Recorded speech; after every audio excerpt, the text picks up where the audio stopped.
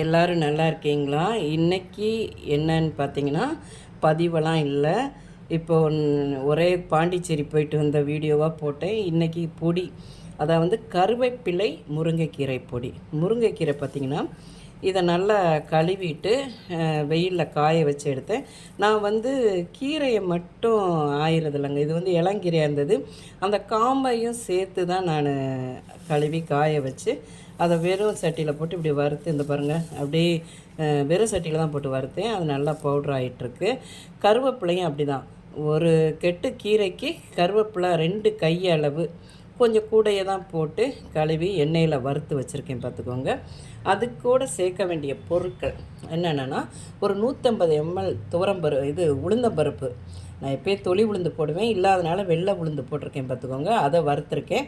1 teaspoon பெருங்காயத்தையும் அது மேலேயே சூட்டோடு போட்டு வச்சேன். துவரம்பருப்பு 150 ml, ரெண்டுமே சம அளவு எடுக்கணும். பொரியலில் 100 ml, அந்த 100 ml டம்ளர், இது ரெண்டும் 150 ml டம்ளரில் எடுத்தேன். இது 100 ml டம்ளரில் 1 டேபிள் ஸ்பூன் மிளகு, 1 டேபிள் ஸ்பூன் ஜீரகம்.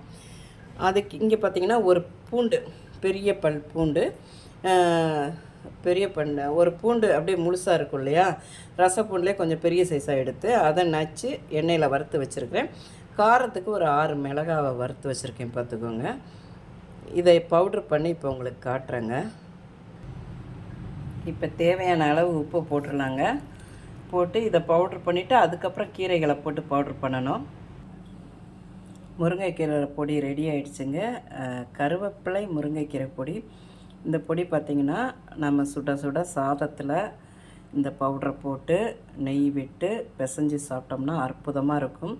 எப்பயுமே நம்ம குழம்பு சாதம் சாப்பிட்றதுக்கு முன்னாடி கொஞ்சம் பருப்பு பொடி போட்டு சாப்பிடுவோம்.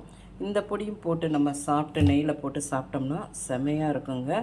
இதில் நிறைய எதிர்ப்பு சக்திகள் நிறைந்த பொடின்னு தான் நான் இதை சொல்லலாம். என்னென்னா, முருங்கைக்கீரைக்கும் சரி கருவேப்பிலைக்கும் சரி எதிர்ப்பு சக்தி, ஜீரண சக்தி எல்லாமே அதில் இருக்குது. அது போக நம்ம பருப்பு ஐட்டங்கள் புரோட்டீனுக்கு, ஜீரணத்துக்கு மிளகு ஜீரகம் சளி பிடிக்காமல் இருக்கிறதுக்கு, ஜீரணத்துக்கு எல்லாமே உள்ள இந்த பொடி இது ஒன்று போதுங்க. வயிறு சரியில்லைனா கூட சுட்ட சுட்ட சாதத்தை வச்சு சாப்பிட்லாம். முடி வளர்கிறது, கீமோகுளோபின் கம்மியாக இருக்கிறவங்க இந்த பவுடரெல்லாம் நம்ம வாரத்துக்கு ஒரு 3 முறை கூட சாப்பிடலாம். இது கண்டிப்பாக, இது என்னோடய பேரனுக்கு பொடி தோசைக்கு தான் நான் மெயினாக ரெடி பண்ணியிருக்கேன். நாங்களும் சாதத்தில் போட்டு இது சாப்பிடுவோம். இதெல்லாம் உங்களுக்கு பிடிச்சிருந்தா பார்வதி வீட்டு சமையலுக்கு ஆதரவு கொடுங்க. ஓம் சாய்ராம்.